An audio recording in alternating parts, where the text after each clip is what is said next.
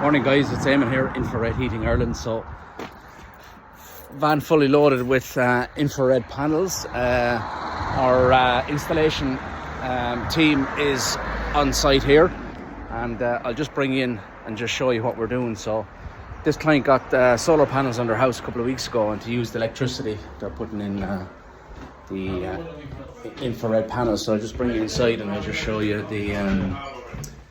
the what we're doing here. So there's we've the laser line up, and we're putting 2 panels up here on the ceiling. These are the Sunjoy heaters.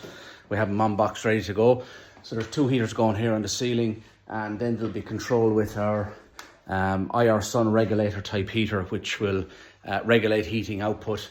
And then what we're doing in here, we're putting 2 heaters on the ceiling here, and you can see the guys are going to hide the cables and do a neat and nice job. So there's 4 heaters going here. These will cost around 15-20 cents an hour per heater to run, and then once the temperature gets up, it'll reduce heating output, therefore improving the efficiency again.